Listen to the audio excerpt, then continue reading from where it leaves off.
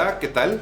Mi nombre es Naderman y hoy hablaremos de los factores que determinan la diversidad biológica.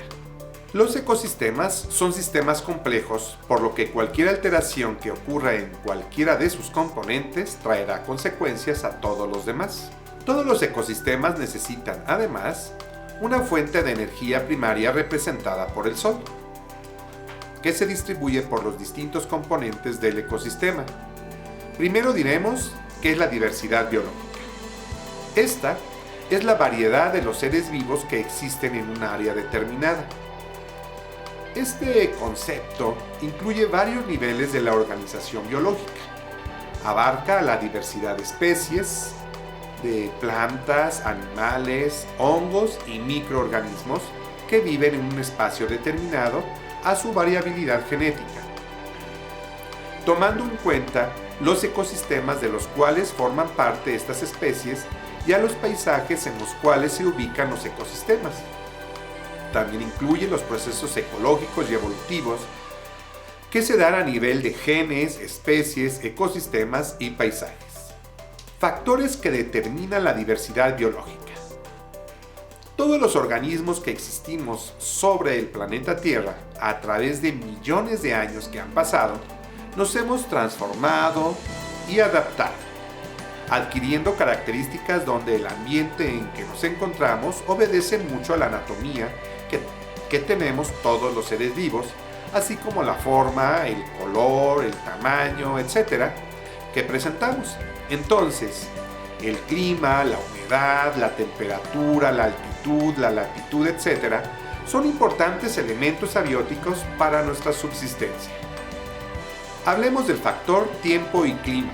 El tiempo se refiere a las variaciones diarias en las condiciones atmosféricas de nuestro planeta, digamos lo que sucede todos los días. A diferencia, el clima se refiere al estado más frecuente de la atmósfera de una localidad, pero por muchos días. Para conocer el clima de una región o un país, es necesario medir diariamente por al menos 3 décadas las condiciones de temperatura, lluvia, humedad y viento. Observar las condiciones de nubosidad, la trayectoria de los huracanes, las masas de aire frío, etc. Hablemos del factor humedad. La humedad está asociada al nivel de vapor de agua que está presente en el aire y en el suelo. Cabe resaltar que es posible expresar esta cantidad como humedad absoluta o humedad relativa e indica el porcentaje de vapor de agua que hay en el aire bajo las condiciones actuales. Si nos encontramos en un ecosistema de bosque mesófilo de montaña, la humedad es muy alta, lo que permite además de los árboles es que existan otros elementos vivos como musgos, líquenes, hongos, etc. A diferencia, si estamos en un desierto, la humedad puede ser más escasa y la abundancia de otros seres vivos es más escasa también, cuando menos a simple vista. La humedad del suelo es uno de los elementos fundamentales en el crecimiento de cualquier especie vegetal y también en el establecimiento de otros organismos como hongos, animales, que pueden ser gusanos, insectos, también los microbios. Ahora hablemos del factor temperatura. La temperatura se define como el grado de calor o frío que hay en un lugar, y el calor se define como un sitio de alta temperatura y el frío pues todo lo inverso. Se puede medir con un termómetro y se toma del ambiente actual, por lo que si se toma de varios puntos en un área de un mismo punto, este puede variar. La temperatura determina entonces la ubicación de muchos organismos que obedecen a partir de su propia evolución. El lugar apropiado para vivir, ya sea en los polos, en lugares tropicales o en el Ecuador, y eso implica que tengamos la piel delgada o gruesa, hojas perennes o caducas en las plantas, colores, tamaños de organismos, etc. Ejemplos de lugares extremos en nuestra Tierra pues son las temperaturas altas. Los seres vivos que viven, por ejemplo, en el fondo marino son capaces de soportar enormes cantidades de calor porque existen microorganismos quimiosintéticos que aprovechan los compuestos minerales que existen en dicha área. Hay bacterias que viven a 1600 metros bajo el nivel marino a 200 grados centígrados. Ahora hablemos de las temperaturas bajas. Las regiones polares pues reciben menos radiación solar, ya que la energía del Sol llega al planeta en un ángulo oblicuo, extendiéndose sobre un área más grande y también viajando una distancia más larga a través de la atmósfera de la Tierra, el cual puede ser absorbida, dispersada o reflejada. Tienen clima helado, siempre por debajo de los 0 grados a menos 40 grados centígrados bajo cero o más. Ahora hablaremos del factor altitud.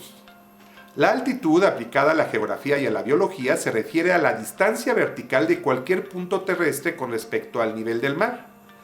La altitud se expresa con una cifra en metros seguida de la abreviatura SNM, que es decir, metros sobre el nivel del mar. Ahora hablaremos del factor latitud y longitud, que son sistemas de referencia.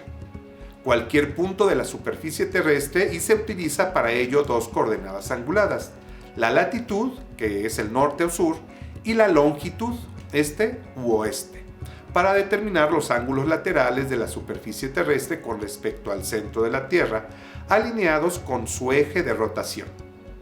Latitud, o sea, paralelos, y el ecuador pues es el círculo máximo imaginario perpendicular al eje de rotación de la Tierra y por tanto único. Este círculo equidistante de los polos divide a la Tierra en dos hemisferios: hemisferio norte, la semisfera que abarca desde el ecuador hasta el polo norte, y el hemisferio sur, la otra semisfera que comprende desde el ecuador hasta el polo sur. Ahora hablaremos de la longitud, de los meridianos. Estos meridianos consisten en semicírculos que pasando por los polos son perpendiculares al ecuador. Hace mucho, cada país tenía su propio meridiano, origen de longitudes, por lo que no existía un mapa estandarizado general. El problema fue resuelto en 1884 cuando una comisión internacional designó como meridiano cero aquel que pasa por el meridiano de Greenwich, en reconocimiento a su aportación. Entonces, longitud y latitud, por tanto, cualquier lugar de la superficie terrestre puede ser referenciado por una inserción de un paralelo y un meridiano. Es a partir de estos conceptos de donde surgen las coordenadas de latitud y longitud. Estos parámetros se expresan en grados, minutos y segundos, expresando el valor de la latitud y la longitud. Podemos referenciar el punto que deseemos. Se expresan en valores angulares existiendo varias maneras: grados, minutos y segundos, grados y minutos con decimales y grados con decimales. Los biólogos utilizamos en nuestras etiquetas de campo al describir un nuevo ejemplar, más allá de su nombre común y científico, o la descripción, la forma biológica, etcétera, pues es la ubicación exacta donde se encontró el organismo para hacer mapas de densidad de población, ubicación o localización, entre otros. Hoy en día se realiza con un geolocalizador. Ahora hablaremos del factor salinidad del agua. La salinidad del agua viene dada por la cantidad de sales minerales disueltas en ella. Se ha aceptado comúnmente que la salinidad promedio del agua del mar ronda por los 35 gramos sobre litro. Sin embargo, no todas las aguas marinas son iguales. La salinidad varía según el mar, la zona y la profundidad. Algunos ejemplos son el mar Báltico, con una salinidad entre 6 y 18 gramos sobre litro. El océano Pacífico y Atlántico, con una salinidad entre 33 y 36 gramos sobre litro. El Mar Rojo, con una salinidad entre 42 y 46 gramos sobre litro. Y el Mar Muerto, con una exagerada salinidad entre los 350 y 370 gramos sobre litro. ¿Qué sales tiene el agua del mar? Se han identificado más de 70 elementos químicos, la mayoría en cantidades extraordinariamente pequeñas. Las sales minerales disueltas en el agua constituyen un porcentaje elevado de masa de solutos en los mares, donde los principales son el cloruro y el sodio. Pero además encontramos magnesio, azufre, calcio, potasio, bicarbonato, bromo, estroncio, boro y flúor, entre otros. Es claro que los seres vivos en el mar dependen de la densidad de las sales disueltas en el agua. Existen organismos cosmopolitas en el mar que pueden surcar todos los mares. Por ejemplo, 6 de las tortugas marinas de las 7 existentes surcan todos los mares. Sin embargo, solo una es endémica a las costas de Australia. Esta última no soporta las diversas concentraciones de sales como las otras. Su plasticidad para soportar el cambio es más limitada. Bueno, pero el agua salina no es exclusiva del mar. También existen en lagos y lagunas intercontinentales que contienen altas cantidades de cloruro de sodio y que además limitan el crecimiento y distribución de plantas. Al mismo tiempo, existen plantas indicadoras de la existencia de sal, dentro de algunos espacios terrestres. Ahora le toca el factor cantidad de luz solar. El Sol es el factor principal abiótico que proporciona energía para todos los seres vivos. Es esencial para que las plantas realicen la fotosíntesis. Proporciona un medio de acceso al calor para la fauna y, por supuesto, es la fuente de calor y energía para los seres humanos. Sin lugar a dudas, podemos afirmar que la luz del Sol proporciona el equilibrio necesario para la mayoría de los procesos ecológicos y biológicos. Esta función es de gran importancia, ya que permite la existencia de vida en nuestro planeta. El Sol permite la regulación de temperatura a nivel biológico de animales, plantas y, por supuesto, de nosotros los seres humanos. El Sol, como productor de energía y calor, pues cataliza el desarrollo de ciertas reacciones químicas que permiten el crecimiento y desarrollo en los seres vivos que viven en la Tierra. Un ejemplo de este tipo de reacciones, ya dijimos, es la fotosíntesis, que permite no solo la existencia de una base alimentaria para otras especies, como es el inicio de las cadenas alimenticias, sino también de oxígeno en la atmósfera terrestre, imprescindible para la vida. La radiación solar es la principal fuente de energía para los ecosistemas acuáticos y terrestres, así como para las especies que habitan en ellos. La cantidad y disponibilidad de radiación solar influyen categóricamente en los diferentes procesos fisiológicos, morfológicos, genéticos y reproductivos, tanto en plantas como en animales, afectando significativamente en el funcionamiento general de los ecosistemas. Para los animales, la importancia del sol queda reflejada en su necesidad para desarrollarse, obtener nutrientes, vitaminas y calor corporal para la supervivencia. La luz solar tiene una gran influencia sobre la reproducción de las especies. Las épocas reproductivas están fuertemente influidas por la luz y energía solar. En animales ectotérmicos como invertebrados, peces, anfibios y reptiles, es clave para la regulación de su temperatura corporal. Estos animales poseen diferentes adaptaciones para captar el calor o adoptan diferentes posiciones respecto al sol según la época del año. Para las plantas, la importancia del sol se observa en la capacidad que les otorga para llevar a cabo la fotosíntesis. Durante este proceso, las plantas se nutren y reciben agua, luz y calor, por lo que es fundamental para su crecimiento y desarrollo. En este proceso, liberan oxígeno y energía a la atmósfera, necesarios para el resto de los seres vivos. También producen alimentos que permiten la nutrición de otros organismos. Además, la radiación solar permite fenómenos como las lluvias, vientos, formación de nubes o corrientes marinas y catástrofes y desastres naturales como huracanes o incendios que van a definir y modificar de forma sustancial el medio abiótico, y es la base sobre la que se asienta el funcionamiento y las relaciones de interdependencia que hacen viables el equilibrio entre los ecosistemas y las especies que lo forman. Ahora hablaremos del factor tipo de suelo. El suelo está compuesto por minerales, materia orgánica, diminutos organismos, vegetales, animales, aire y agua. Las plantas y animales que crecen y mueren dentro y sobre el suelo son descompuestos por los microorganismos, transformándolos en materia orgánica y mezclándolos con el suelo. Existen varios tipos de suelo. Según su textura podemos distinguir 3 tipos de suelos: el de arena, el limo y arcilla.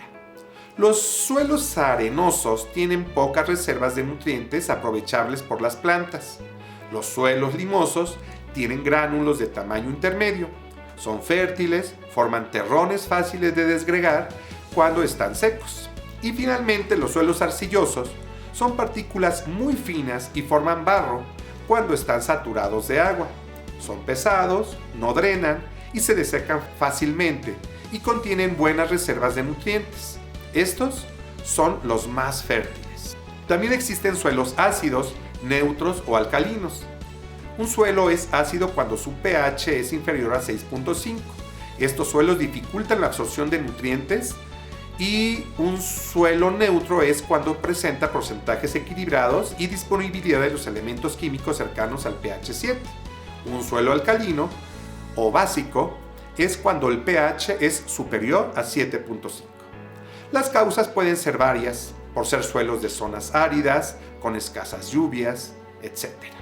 El suelo juega un importantísimo papel en la sostenibilidad de los ecosistemas, tanto naturales como agrarios, en los que constituye un reservorio temporal en el ciclo del agua, a la que filtra y depura en su recorrido hacia los acuíferos. Además, sirve de soporte a todos los seres vivos del ecosistema, a los que suministra el agua y los nutrientes que necesitan para el desarrollo completo de su ciclo vital. Para nosotros los humanos, el suelo juega un papel fundamental en la agricultura. Es donde se encuentran las plantas y donde estas obtienen sus nutrientes, que luego proveerán a nosotros y a algunos animales de alimento. Por ello, cuanto más saludable sea, es mejor para todos. Finalmente hablaremos del factor relieve. El relieve hace referencia a las formas que tiene la corteza terrestre, tanto al referirnos a las tierras emergidas como al relieve submarino, es decir, al fondo del mar. Se denominan agentes geológicos externos a aquellos que transforman el relieve y por lo tanto son capaces de erosionar, transportar y sedimentar. La dinámica de la atmósfera y de la hidrosfera van a modelar los cambios en la superficie terrestre. Las diferentes formas del relieve tienen consecuencias en la formación del suelo desde tiempos inmemorables, por la meteorización de las rocas continentales, más los ríos, el viento, la lluvia, los terremotos, así como la acción de las plantas y animales. Y entonces tenemos valles, montañas, riscos, cascadas, ríos, mares, etc. Así es que tenemos que tomar en cuenta varios factores en el relieve: la presencia de agua en los ríos caudalosos, corrientes o riachuelos, o en los lagos y lagunas. También hay que considerar si el suelo es poroso o denso, y que puedan formar ríos subterráneos, etc. Por otra parte, la cantidad de lluvias y, dependiendo de la latitud, la cantidad de evaporación que exista en la zona geográfica en cuestión. Y en el mar, la presencia de la densidad de las sales minerales. Todo influye para el modelado de un ecosistema. También es importante la actividad volcánica de las zonas que influyen en la disposición de las diferentes comunidades vegetales y con ello la distribución del resto de los seres vivos. En una misma montaña, la disposición de los seres vivos se ve afectada si el amanecer se lleva a un lado de la ladera, y entonces contendrá a algunos organismos que no encontraremos en el lado donde el sol se oculta. Por otro lado, el mar. Las corrientes marinas, sus movimientos van modelando la corteza terrestre y sus playas, así como también al fondo marino. Los ecosistemas no serán iguales si se encuentran cerca de una plataforma continental o si es el mar abierto. En suma, los factores abióticos que determinan la diversidad biológica son varios, como ya hemos podido ver. En esta cápsula nos dimos cuenta cómo afectan, modelan, transforman y distribuyen a todos los seres vivos. Todos estos factores son imprescindibles en nuestro entorno. La vida no podría desarrollarse en nuestro planeta, pues gracias a ellos, las células de nuestro cuerpo y del resto de los seres vivos pueden incrementarse y sobrevivir. Ya vamos a hacer una revisión y es la humedad, la temperatura, la altitud, la longitud y latitud. También revisamos la salinidad del agua. También hablamos de la cantidad de luz solar, de los tipos de suelo y finalmente pudimos hablar del relieve. Entonces existe una interrelación inseparable entre lo abiótico y lo biótico. Sus particularidades definen las características de cada ecosistema del planeta y los diferencian. Y aunque a simple vista los factores abióticos en el medio ambiente pareciera que no existen, pues hay una notable influencia en los ecosistemas y la biodiversidad. Lo cierto es que resultan indispensables para la vida, para nuestra vida. Después de esta cápsula te darás cuenta que los factores abióticos pues son importantísimos. Recuerda, soy Naderman. Observa completos todos los videos y si te gustan pues darles like. Y si nos quieres recomendar y los quieres compartir con amigos que les pueda interesar, pues todavía mejor. Muchas gracias y nos vemos en la siguiente cápsula.